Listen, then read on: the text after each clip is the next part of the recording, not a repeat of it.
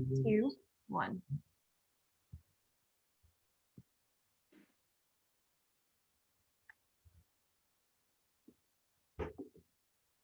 Hello, everyone, and welcome to A Diversifying Ecosystem, a lens on industry consolidation, brought to you by Schneider Electric.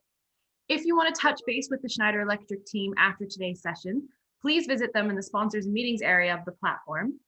And with that, I would also like to thank the rest of our sponsors for making this event possible this year. Thank you to our gold sponsors, Everstream, Nexus Guard, and Zenfi Networks. Thank you to our silver sponsors, Colony, Capital, and Digital Colony, Houlihan Lokey, Schneider Electric, of course, and Zayo, and to our associate sponsors. With that, I am delighted to introduce you to Joe Reele, the Vice President of Solutions Architects at Schneider Electric, who will be leading today's discussion. Joining Joe, we have Victoria, we have Doug, Dale, Larry, who I will leave to introduce themselves as I hand over to Joe. As a reminder, this is an interactive discussion with the option for audience Q&A. So if you have questions for the panelists, please do use the chat function on the right-hand side to ask them. Over to you, Joe, to kick off the panel. Okay, awesome. Hello, everybody, and welcome. First off, we'd like to express our wish that we hope that your family and friends and everybody else is safe and in good spirits. We certainly have our thoughts and prayers and everything that anybody that's been impacted by the severe weather that we've had across the country and so on. So we wish everybody good health and good spirits. And with that, I'd like to welcome you to this panel, Diversifying Ecosystem, a lens on industry consolidation. My name is Joe Reele. I have the honor and the privilege to serve as our Vice President of Solution Architects here at Schneider Electric. I came from the business. I actually ran global data centers in my career, and also came out of the United States Air Force nuclear program with electrical and mechanical engineering degree. It's an honor for me to be here. We have a great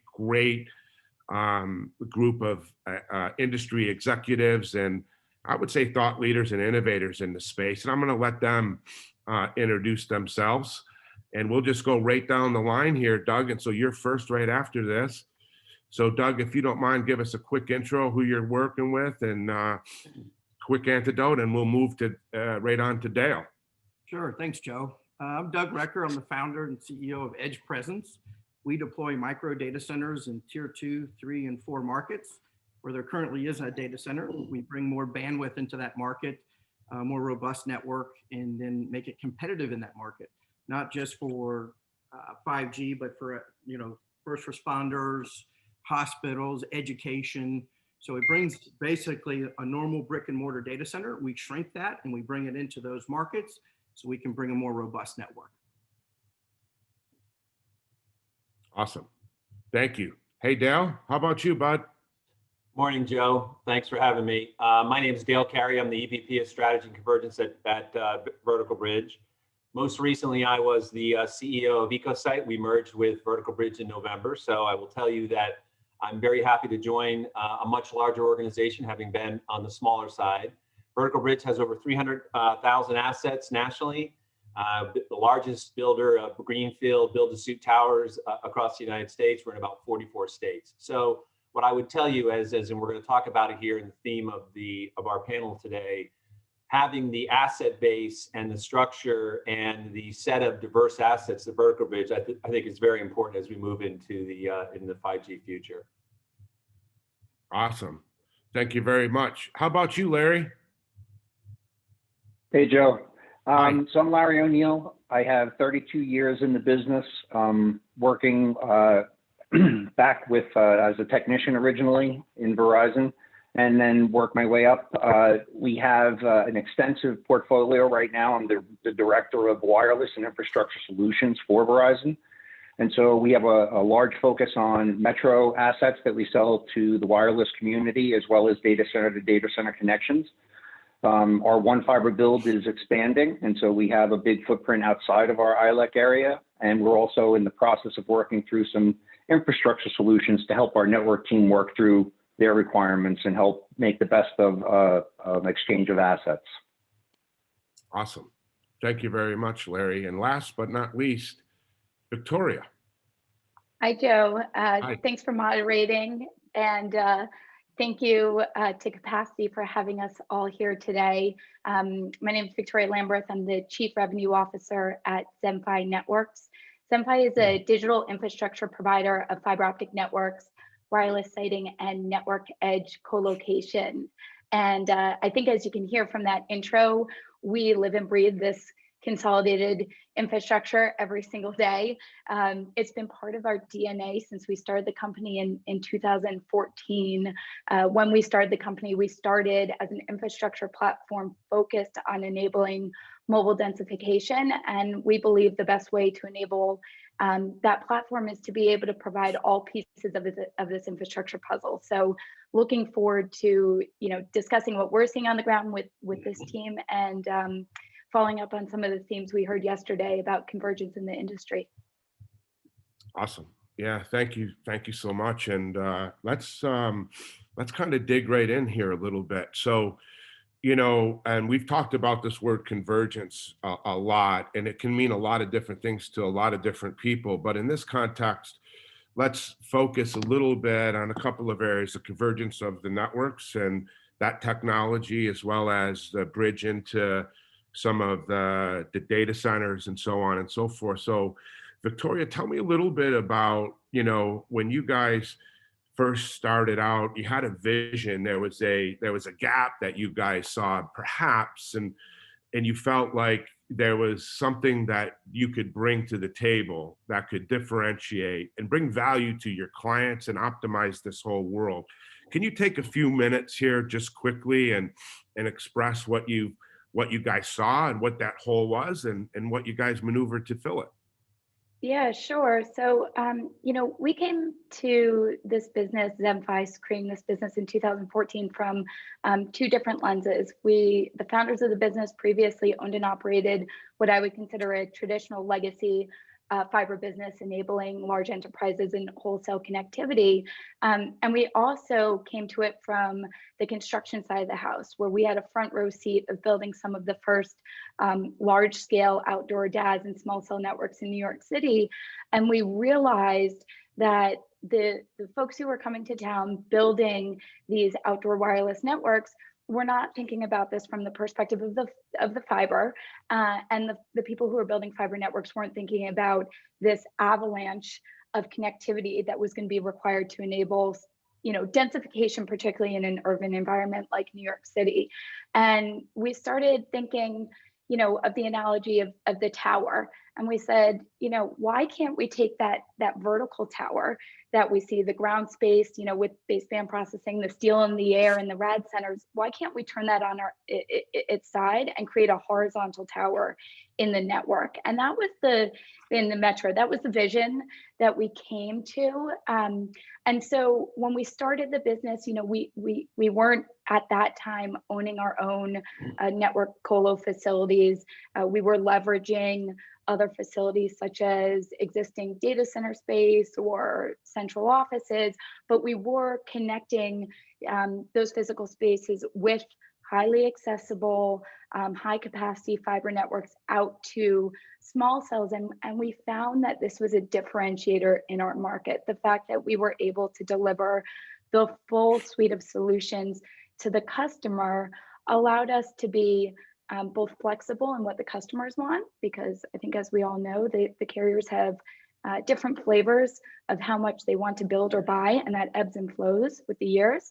And because we were coming to this wireless space with the wireline knowledge and had brought in kind of RF experience in-house to the fiber side, we were better able to communicate with our customers and anticipate some of their future needs. So that's kind of the short story to how we started. And I would say we're really pleased with the way that we have seen the industry evolve. And I think what you heard yesterday from Steve and Colby and Mark, and from the CEO panel today, was this convergence is a real differentiator. It does provide scale to your platform, and it provides a value add to your customers. Awesome. So it's also a little bridge between wireline and wireless, right? That convergence has enabled that. And so, Larry, how does that really play into the the benefit, or how can Verizon kind of participate in that ecosystem, take advantage of it, become more efficient with this type of convergence happening? Do you feel that this has been very good for Verizon as you guys have broadened your scope as well? Yeah, absolutely. So our deployments, when we do one fiber networks, which we do both in our franchise territories and outside of our franchise territories, are all about densification and high volume fiber. And so that was a bet. It was a bet we made, and we are starting to see it come to fruition. Not just self-serving, as Victoria pointed out, but also serving external customers. And we're really starting to see that play out.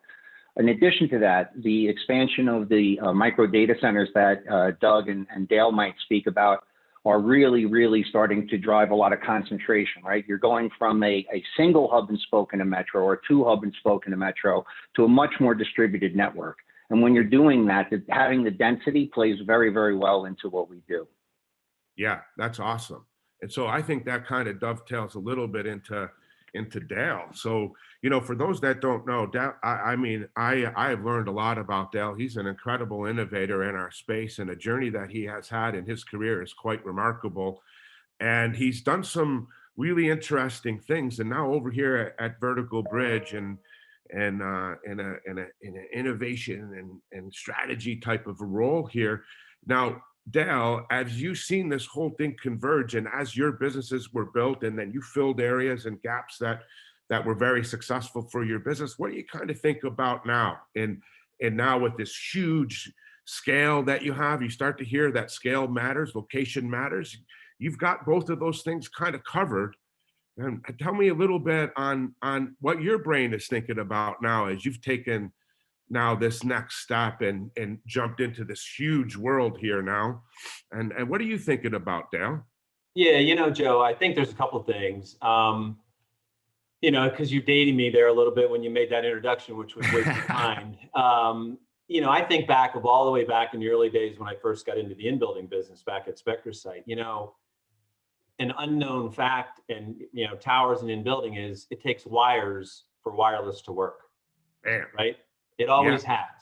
Wires meaning the early days, Larry, for, you know, as we talked earlier, back in the day when you were putting in literally Cat5 or at least T at a tower, now up to, you know, 10 gig and beyond at a tower, it still took wires to enable wireless. So as you look at the evolution of a tower company, right? It used to be back in the day, you just built the tower, you acquired the tower, you did your co-location. You didn't worry about all the other things. Right. You didn't worry where was the fiber coming from. You didn't really worry about the power the same way we worry about power today, right? When Vertical Bridge builds a tower today, it's not just simply how do we have power in order to generate, you know, to generate power for our carrier customers, but is it ample? Is there enough there? Does it future-proof, if you will, for Doug and his edge data center or whoever else wants to come in there at some other point in the future? So I think what you're seeing, and you kind of dovetail this entire convergence piece, right? Wires for wireless, which means we have to understand better what our carrier customers are looking for, which means not only understanding at that tower site, but having a more diverse set of assets to offer our customers. I mean, we just looked at a fiber and a data play in the northwest part of the United States. Vertical Bridge and the entire suite of assets and services had over 1,000 things to offer that fiber provider. And then that could be a small cell, it could be a rooftop, it could be a hotel, it could be a tower, it could be a whole host of different things. So our ability as a tower provider, a REIT, a lessor, is to understand our carrier customers better and to have an opportunity set at that site that enables them to do all of the things that they want to do today, which is not where we were 20, 30 years ago in this business. It just, you know, you go all the way back 30 years ago in the late 80s when I started as a wireless carrier, I didn't know anything, right? I went out to a switch or to a tower and it was either green or red. You know, if it was green, there was capacity. If it was red, there was no more capacity. Those days are long gone. So I think the ability of somebody like Vertical Bridge to better understand as that lessor and the REIT to understand what our customers need and then respond to that, so that we're enabling and we're ready for Doug when he wants to come put that edge data center at our site, whatever that site may be. That's vitally important as we move into the 5G world. Yes, absolutely. And so that's an excellent answer and a great segue over into Doug here a little bit. So, and I'll frame it up this way. We start to see all of this convergence. It's a big word. Everybody's talking about it, right? Could mean I'm building all of the compute network and storage in one rack, and now it's hyper-converged rack or hyper-converged this or that and the other thing, right?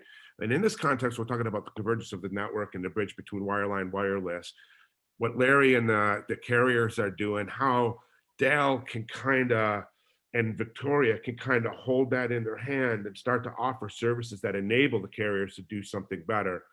But where this all gets kind of put together, that's all good independently. And Doug, not to kind of pump your head up here, but man, without you, all that stuff won't work, right? There needs to be a location, right? There needs to be security, uptime, all those types of things, right?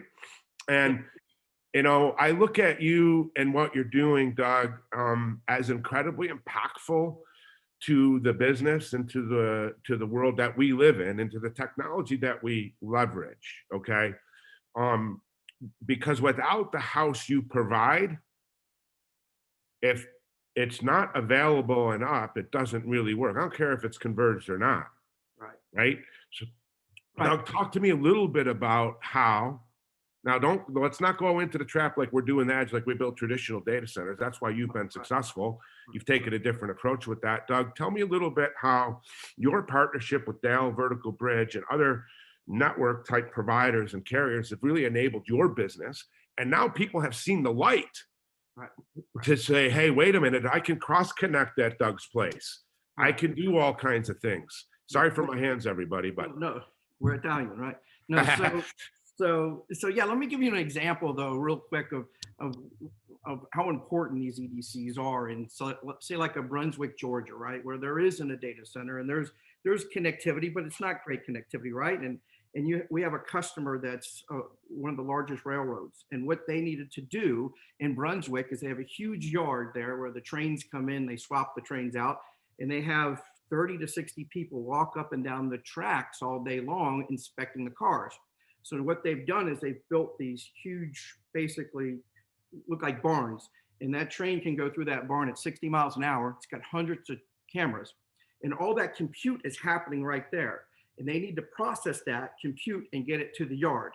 And they also need to get it back to their main data center, which is in Atlanta, right? So They need to pick and choose, they need to cache, they need to do all this basically in the middle of Brunswick. Well, they're not going to build a $5 million data center there.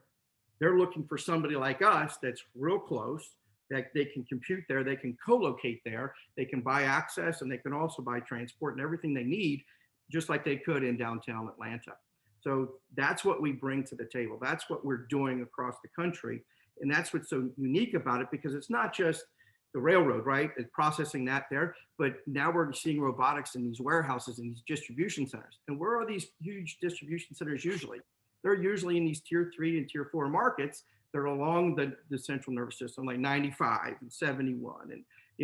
And this is really where the need is right now. 5G comes along, great. The asset is there. You've built out your little peering point. You've built out your network. You're at our partnership with Vertical Bridge is amazing because we don't just have to go to a tower. They'll go and buy the land for me. I put the EDC there. So, and it's the family of companies that work together, the Zaos and everybody else, the data banks. We're all data center experts, right? We've all done it. We built them, I've built them, we've sold them. But when you go into these markets and you build these little micro DCs, it's a whole nother world. So I've been doing this now almost 5 years with these micro DCs and trying different models and everything. And it's impressive. It's going to work. I think it's great. You go into we just dropped one in Statesboro, Georgia, right next to the college. So right now they have one major carrier in there. Now we bring in 26 different carriers. So now they can buy bandwidth from 15 cents to 80 cents, Now the hospital, the first responders, they have a backup. They have another option for bandwidth. They didn't have that before. So that's really what this is all about. Right. Yeah, I think that's great. Can I add to that? It's really interesting to me because, what Doug talked about, I think was, outside what I would consider the metro. But what's really interesting is these mini data centers, these edge data centers are just as important in these urban environments. And, to give an example of this, you know, we're mostly in New York, northern New Jersey, the metro area, and we're within 45 co-location facilities today already with some sort of network edge co-location, you know, equipment. And even with that, when we're working with the carriers and the carrier deployments for their small cell today, we still need to find locations, new locations to drop these facilities. Why? One, the existing facilities that are there today are expensive, and the type that Doug is talking about, and Dale touched on this as well, you know, we can scale these down a couple thousand square feet. You know, it's a hardened telco facility, but you're not, you know, you don't have all the extra security today as some of these traditional data centers. So that's one. And two, the latency requirements, and this is something, you know, we know from a macro level, what do we need on the networks? We need more capacity and lower latency. And that lower latency is an optical distance between the baseband processing, you know, of these mobile carriers networks and the radio itself. And to give a flavor of this, you know, a couple of years ago, even up to probably a year and a half ago, that optical limit we were being told from the carriers was 20 optical kilometers, which, you know, Manhattan north to south is about 13 miles, right? So a single colo facility could serve Manhattan. Today, we're being told that's cut in half. So now it's down to 10. So even though you've got facilities in, you know, Manhattan, 111A, 60 Hudson, these are global facilities, everyone knows, everyone's in. Well, that's not going to solve a problem if you need a small cell out in Far Rockaway, right? So there's, you know, what we're seeing is in the dense urban environment, what's driving these network edge co-locations today is the carrier densification. And our belief is as we get these facilities deployed, the edge providers can come and provide that cloud co-located with the carriers, and all of a sudden you've got compute that can take advantage of the 5G networks that we're talking about in the way that truly allows kind of the promise of 5G and the promise of edge to proliferate. Yeah, I think that's 1,000% nailed it. Yeah, I think that's absolutely correct. There's no cloud on the planet, sorry, cloud people, that's got 5 seconds of latency. Period. Okay. Just saying, just saying, okay? Look, I hate to bust everybody's bubble, but that's the fact. And the reality is, it's all coming down to this, okay? And make it simple. It's high bandwidth, low latency. Okay, and it's not just 5G, by the way. Right. If we just said 5G, we're missing the boat, because there's going to be GSAT and Starlink. Those are 2 satellite companies that are going to make some noise. Trust me, they will make some noise. Okay, and it's not all just 5G, but it all is about the network, and it all is about converging the network and optimizing the network and bringing some compute closer. We'll call it the local edge. We got a lot of things happening all at the local edge in the rail car, for example, doing all this other kind of stuff. It still needs to go back to cloud. Just because I said there's no cloud on the planet with 5 seconds latency doesn't mean I don't believe in the cloud. The cloud is important and integral to this whole ecosystem. Again, we talk convergence, if you will. It's all coming together. And by the way, I'll just say one other thing, and I'm going to get back to Dale on something here. Surprise everybody. Hello. Hi. Everything looks like a data center now, doesn't it? Not just huge data centers. And now we need to think about data centers as the same way we need to think about it, even if it's not a quote unquote huge data center. So the reliability, the network availability in our homes are critical into our way of life today. And that's going to become more and more important. So Dale and Larry in Victoria are really incredibly important to the value of not only what we're doing today, but how we're going to live our lives and be efficient and safer going forward, right? I'm talking about a bigger picture here. Everybody can get wrapped around the specifics. But what this group of people is doing right here is enabling us to be able to be healthier, faster, more efficient, and bring use cases to life that aren't really there today. We'll talk about it. So Dale, talk to me a little bit about, I'm coming to you because of your background and just, I think that you're a really, really cool thinker in future. I think that you're able to see and maneuver, maybe a little bit better than some of us who maybe kind of just get blocked a little bit. So give us a little bit of some Dale provocativeness, right? Tell me a little bit about what do you think 2 and 3 years looks like, and then Larry and Victoria and Doug, I'd like for you guys to dovetail into the conversation a little bit what Dale says. So this is now where we start to become, and I know none of you are or look like Nostradamus, but I'm going to ask you to kind of be a little bit of Nostradamus-y here.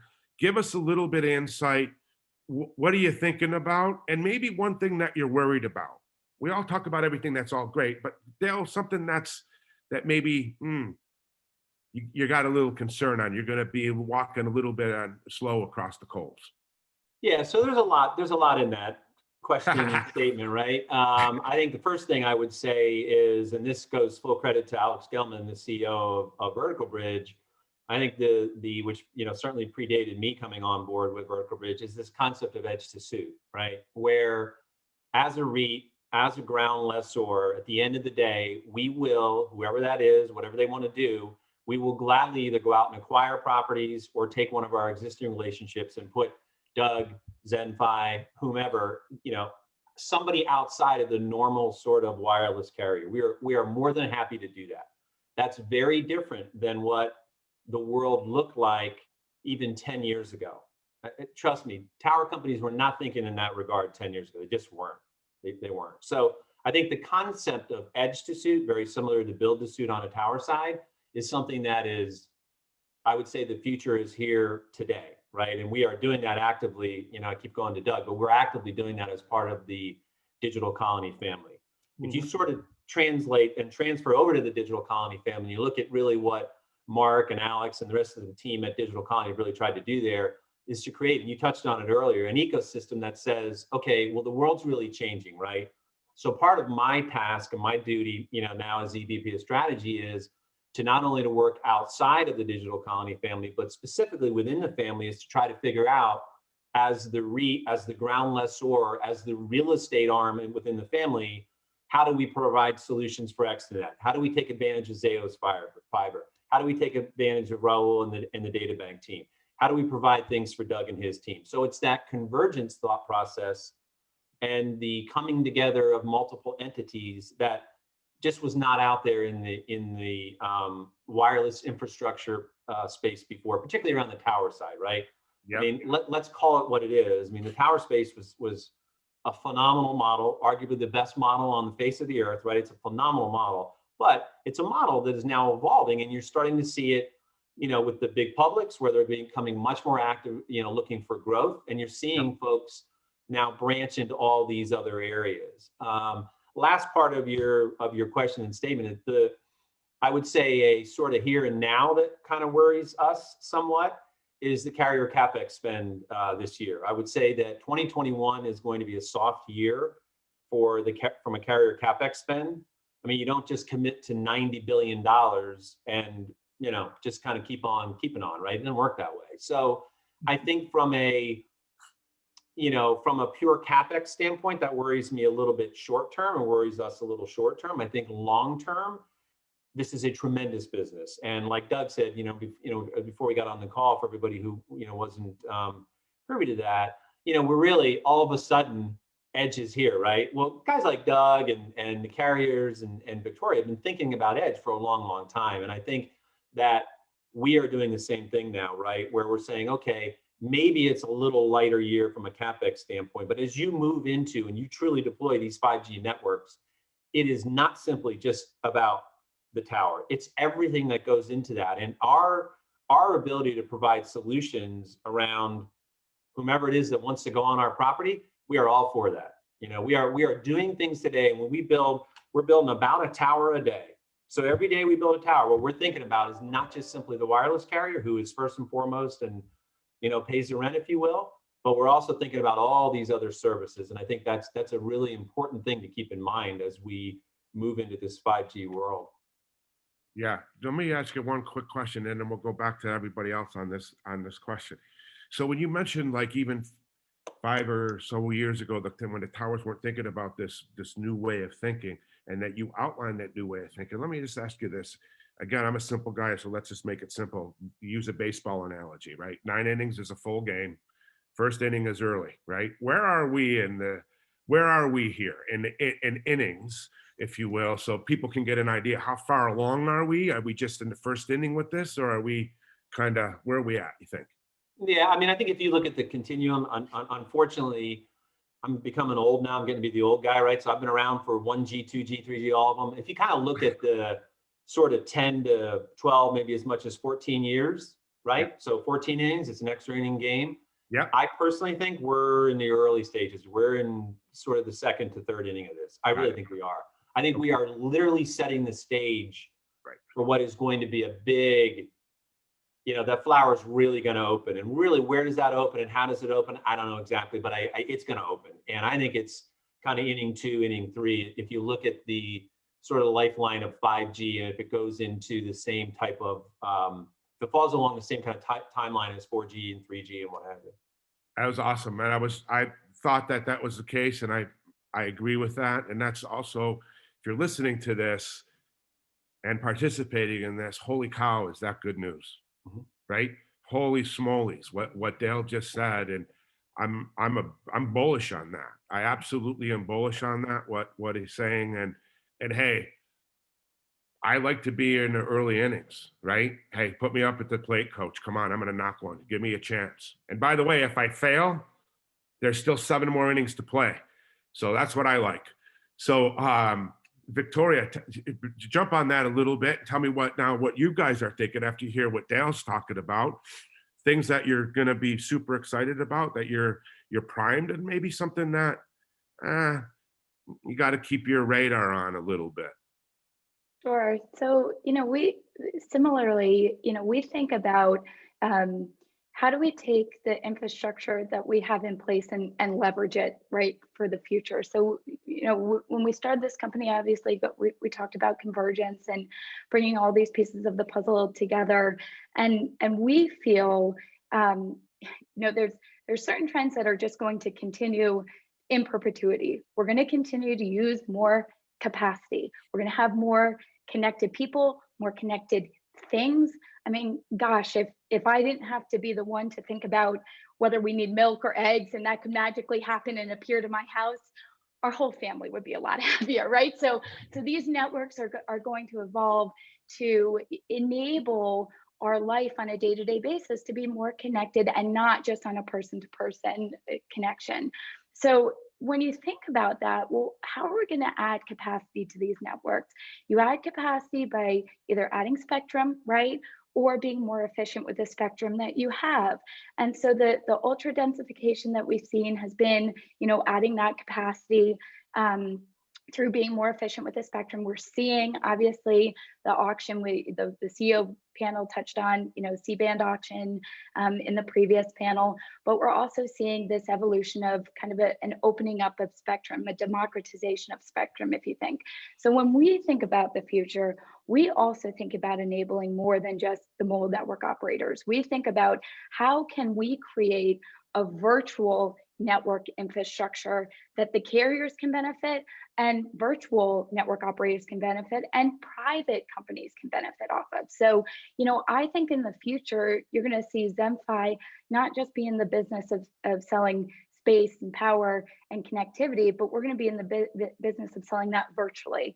And what does that mean? That means enabling offload of the existing carrier networks. That means providing an overlay to allow new entrants to come in and compete and provide virtual networks on top of, maybe a outdoor CBRS network or Wi-Fi network, whatever you may choose, and then enabling private networks, IoT devices.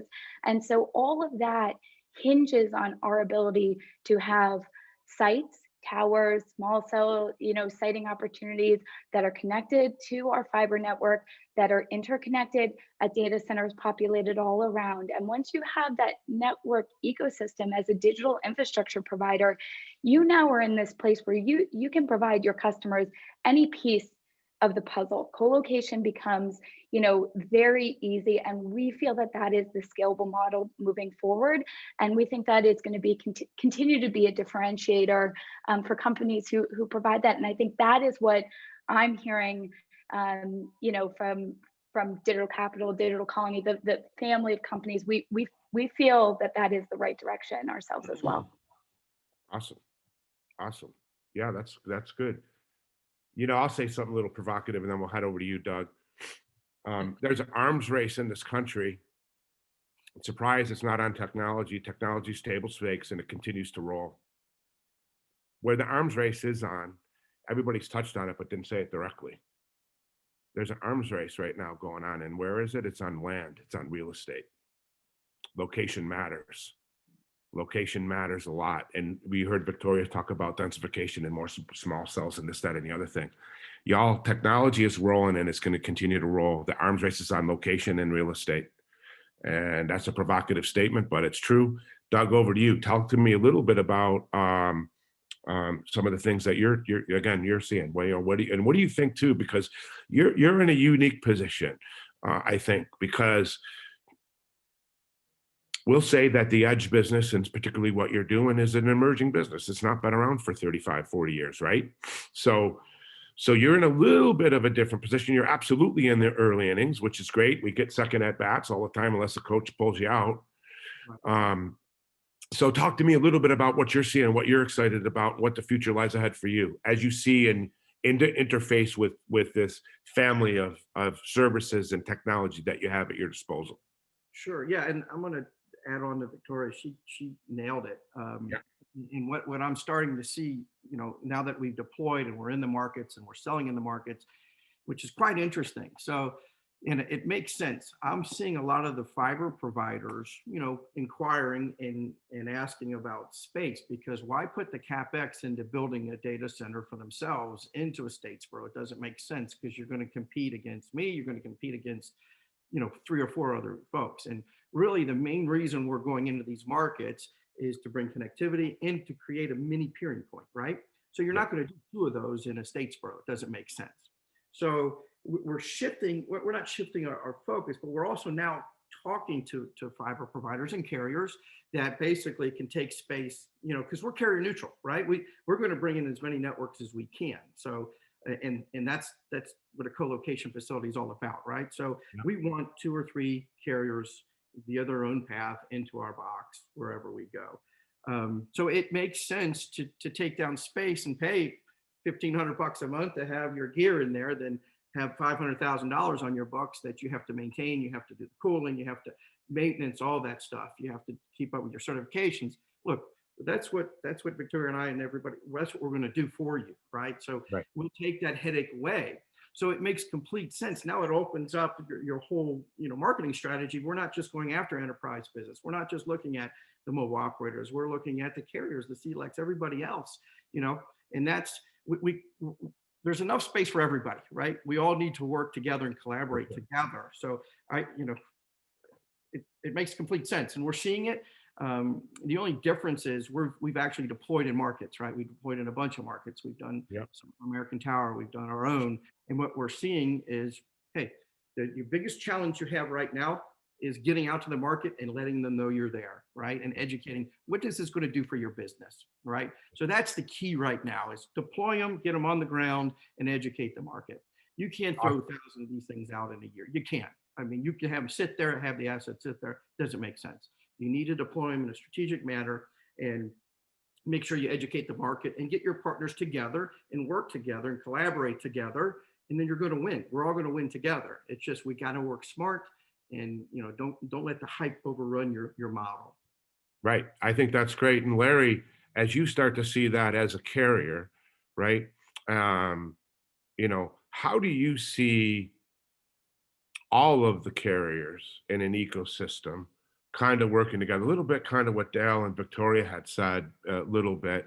You know, how do you see that moving forward? And maybe, Larry, if there's something that keeps you awake at night as you think about all this stuff, right? And maybe something that, you know, that you guys have an eye towards, and you're not sure where it's going to go, but you're thinking about that. So help explain, because I think this ties us all in with all of your other panelists here. And that's why I went to you last. Okay, great. So I get to do your synopsis of your monologue. So I I'm going to go back to the question you asked Dale, because I think a lot triggers off of that. Like, where do you see things 2 or 3 years from now? And I think, Dale, I mean, I've been at this too, DS1s to cell towers before we went to Ethernet, and, the whole progression. And I would say second inning is probably right. If you look at this market on a linear scale, I'd say it's more like chutes and ladders. And one of the things I'm really, really concerned about is that we all believe that we have scale or the ability to scale where we are right now. And again, you're asking for soothsaying. As you're talking 2 or 3 years from now, I think autonomous delivery is going to be something that is going to absolutely explode and create the need for more data centers and more fiber interconnection points and greater power on a more distributed basis. Because what that will drive is, if we get hyper focused on that, and we get multiple companies that are trying to do that in a single urban metro, what you're driving is you're forcing everyone to focus on their millimeter wave for that application, which that in and of itself drives a high volume of activity for me in the fiber world, connectivity for Victoria, Dale, and Doug. So to me, autonomous delivery happening in the next few years is the true explosion point, and that's what keeps me up at night, because we're putting.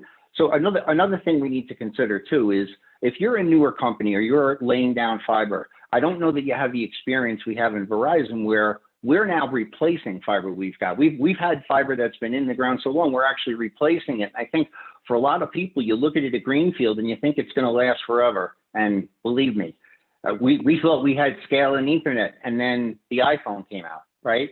And so we learned that we needed more scale, and we created it. And so I think this business is going to continue to need an infusion in capital, continue to have people who think forward, like Dale, like Victoria, like Doug, and like myself, and push the industry forward, because the scale we think we have today, I guarantee you a few years from now, we're going to laugh at it. Well, Joe, that's great, Larry. I think one quick thing to just kind of tie this together. If you think about 10 years ago, Larry and Verizon were just our customer on the tower. Today and going forward, they are a customer on the tower, and they can also be a customer indirectly through our relationship with Doug and Victoria. For sure. When he's out there and they're out there doing, more they're getting that data center closer to where that subscriber is. If they want to come and lease Doug more space on our ground, that's another revenue point for us. I think this entire, that pie is just going whoop, and that flower is opening, that there's more there. And I think that's a summation of kind of where we are today versus where, everybody was kind of independent before, and it was right. Very sort of, you were kind of myopic. That's not the case anymore. And it can't be. To give Larry what he needs, or to give Netflix what they need, or Amazon what they need. I mean, we have to think differently. And I think folks are doing that now. And I think you're starting to see that really take hold. I agree with that. I agree too with that. And I also think that this touches into, Dale, something that you had said earlier about what keeps you up at night, which I agree, which is the sheer cost of these deployments, and how are we can't expect the carriers individually to bear the full cost of this. We need to figure out how to be more efficient with the overall capital deployment. And I think that really comes back to co-location across the assets. And one thing that the convergence of these products allows, it allows for economies of scale, on steroids, right? So now when I'm working with, my customers, I'm saying, all right, I can offer you the wireless site, the colo space, the fiber, whether through partnerships or all in-house. And that allows me to provide a more competitive price point across the board, when I can put all of these pieces in the mix versus cherry picking. And when I can put multiple tenants, not just the carriers, but now I can lay in, these virtual network operators as well. All of a sudden we can start bringing down, the economics for some of these carrier customers. And that is so important, particularly with what we're seeing in terms of the spend on spectrum, and just the sheer number of sites, fiber, whatever it is that has to be, the infrastructure that has to be built to support the continued capacity that we're trying to pump into these networks. Well, scale matters more than ever, right? And I think whether it's you have scalable capital, you have scalable assets, whatever the case may be, I will tell you, 90 days ago, I was a little guy. I really like being with Vertical Bridge now for a lot of reasons, but one of the big ones is the fact that there's scale. And what our customers are asking us to do today, we could not have done on EcoSight's balance sheet. We can do it all day long on Vertical Bridge's balance sheet. We did not have the asset base to go out there and solve solutions for them. We have those all day long at Vertical Bridge. I think scale matters more than ever. Now, scale can mean different things, like we talked about earlier, like Victoria and Zenfi have a lot of scale in North Jersey and New York. Well, it's a geographical equation there, where like Vertical Bridge, 44, we're towers in 44 states, 300,000 somethings to offer. Scale is really going to matter, because Larry's going to come and say, hey, I want you to do all these things. And you do them and you put them on your balance sheet. Well, you have to have that balance sheet to do it. Vertical Bridge has that capability, and not everybody's going to have that. And unfortunately, I think some of the really smaller guys, unless you're hyper small, like you're in one town and you're building, somebody mentioned on one of the earlier, 2 guys in a pickup truck. We've been saying that for a long time. I mean, I think the days, unfortunately, for 2 guys in a pickup truck in a very narrow solution set are kind of done. It's very difficult to compete. It's very difficult to give Larry what he wants and needs. Yeah. And Dale, I agree with you 1,000%. I mean, that's why we're doing the data bank family. We were EdgePresence before, and we want to deploy, but the capital, I mean, people just don't understand the capital and the staying power you have to have. So that's why the digital colony, this was a great fit for us. But if we're out there telling people that basically, like I said, don't believe the hype all the time, don't get too involved. It's a lot of capital, a lot of expertise, and you've got to be in the business. You've got to build data centers before. You've got to understand the challenges. It's not for everyone. Right. And so like Victoria, her background, Zenfi, those types of companies, they have the backing, they have the knowledge, yes. But what we don't want is a rush to the market, and we've got all these folks out there trying to build these micro DCs and these edge data centers, and it's just look. I say it to you this way: pick them up all over the country every day. So. Yeah, I say it to you this way: the allure of low cost evaporates 1 second when the thing doesn't work. Okay, I've been there. All right, just telling you, I totally agree with all of that. Now here's something else, right? I think we're coming up here on the close, and so I don't think that there's anything that we use on a day in and day out basis that's made by one thing. So, for example, you just take this thing right here. It's called one thing, but there's 25 different manufacturers inside of that thing. How about that?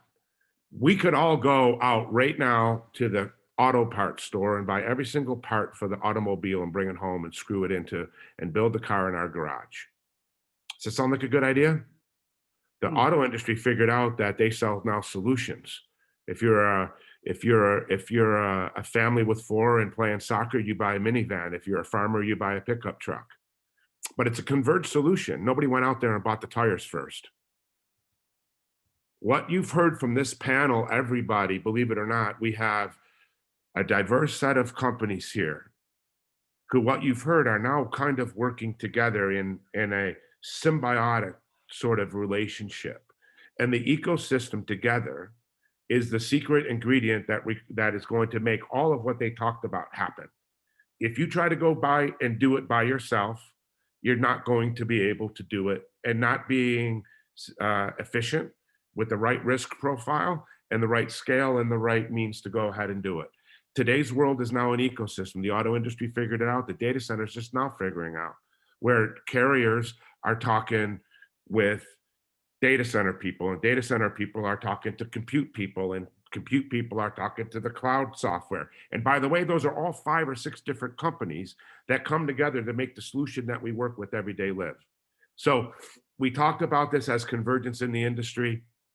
I think that you've heard from this panelist here, these great folks, that it's really happening.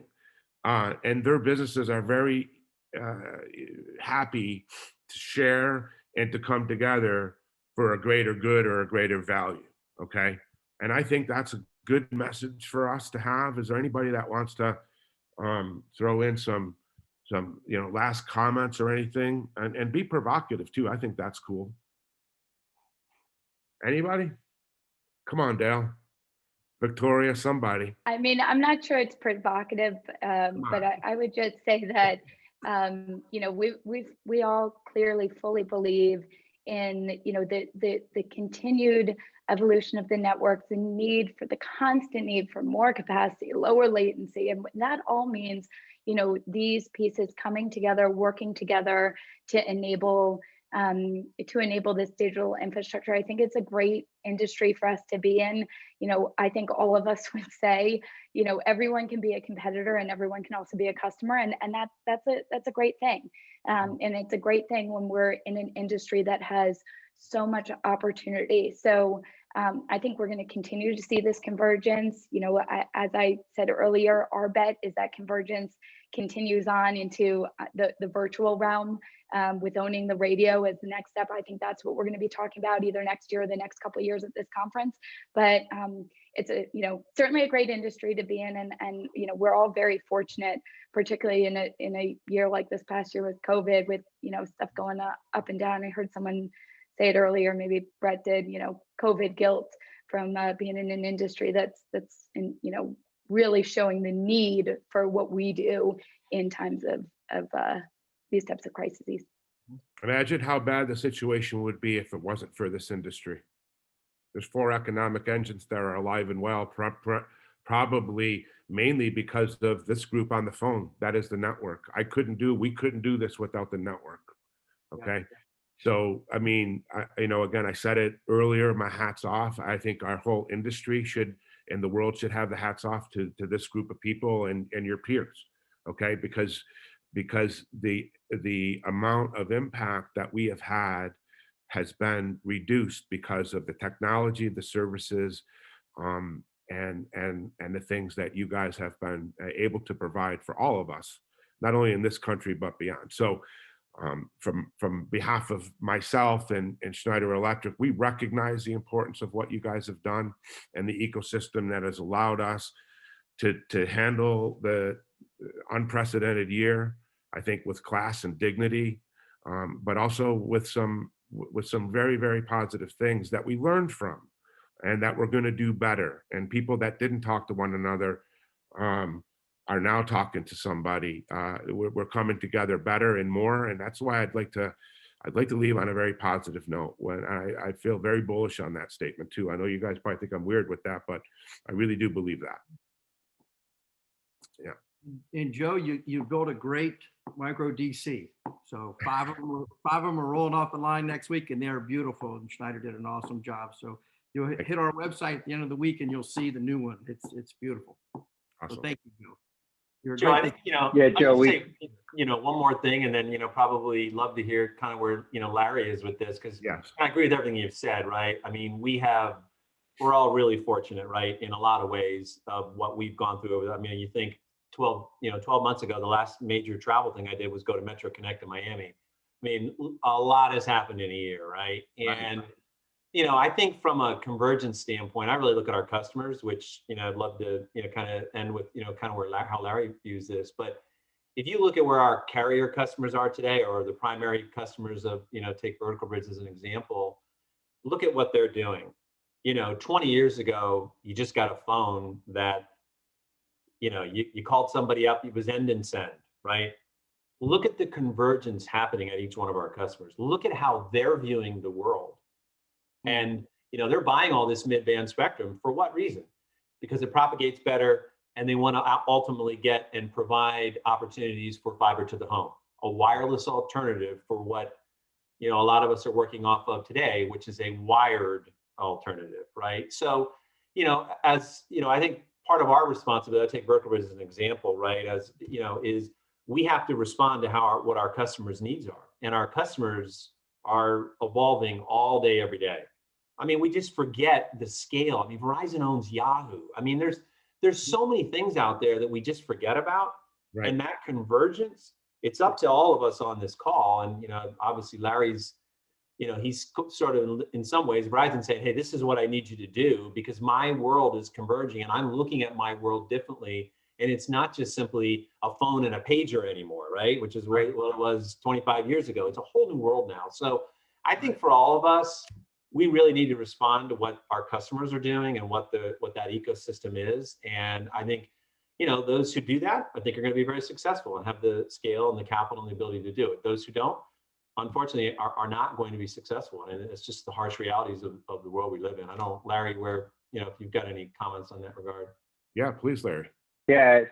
Yeah, so we have a saying in Verizon that we build the networks that move the world forward. And to the point that was being made before, we all do that, right? It is the ecosystem, and it's not just us. And I don't think it's a coincidence that the people who deal with selling fiber in Verizon are in Verizon Partner Solutions, because it takes partnerships, right? Nobody is an expert on everything. And a lot of times the industry aggregates and disaggregates. I mean, just like centralization and decentralization, right now we're in a decentralization phase. We know these things ebb and flow, but through it all, you have to have strong partnerships, stick to your knitting, and really have good, strong partnerships with the people who really know those other sides of the business. And that's really where we kind of, that's the position we sit in Verizon Partner Solutions. So. Yeah, you guys do a fantastic job. You lead the world in a lot of ways, as do all of the panelists on this thing. And it's, I think it's great to see the progress that we're making, and then again the impact that this community makes. All of us, all in. I mean, Joe, the world impact that this is going to make. I mean, just imagine these markets that we're going into, what it's going to do for education, healthcare, all that. That's what I'm saying. Right. It's awesome. So. That's what drives me every day. Yeah, I think look, everybody, we're in business. That means one thing, but how cool is it to be in business and do good business, but make an incredibly powerful impact in the community in which we live and serve? Yeah. Okay. Look, you can get, you can get just so lost in the fact that I'm selling something, or I'm doing this, or I'm building that. But really, if you think about what that impact is to the community that you live in, man, you can wake up with a totally energized step in the morning to go, you know what? The world is a better place because I'm in it, because I'm going to go make an impact for it today. Okay. Now, I know that sounds gushy and mushy and all that kind of thing, but that's kind of what this community does. We oftentimes forget about it. We do. We get lost in the day-to-day business. I myself do. Sometimes I have to think about it myself that way. So it's an honor and a privilege. Yeah. Just quickly on that, if we didn't touch on this, but that's actually one of the things that I think that we're going to see over the next year or two in terms of the COVID impact. Like, we've talked a lot about convergence and what it means for our customers and all that, but we didn't touch on how difficult it is to actually deploy and get this stuff up, and how challenging it is to work on the ground with local municipalities, with community districts. And, I think that the fact that COVID has brought this technology into everyone's home, that people are dealing with their children, remote learning, trying to get in touch with their loved ones in hospitals, all of a sudden those conversations that we're going to have on the ground when we go into these communities and say, I'm sorry, we need to rip up your streets. I'm sorry, we need to put a say here. Those have been very challenging in the past because people have not had this visceral, connection to what that means. And I think that this year, as tough as it's been, it's going to have an impact on our ability to deploy, I hope, more quickly and work closer with communities to be able to articulate what the infrastructure we're bringing to their communities is going to mean in their day-to-day lives. And I think that that's a really positive thing that's come out of this year. Great point. I agree. I totally agree. I think we're at the end. Do we have any questions maybe? We are at the end. There is one question that's come through. We had someone ask if Larry could elaborate on the autonomous delivery, kind of what he meant about that, and it's just disappeared because we've ended time. So we can get the details of that participant later, Larry, and then you can message them on the platform to answer their question. But with that, I would like to thank all of you for a really great discussion. It's been fantastic having you all on. Thank you again to Schneider Electric for making this panel possible.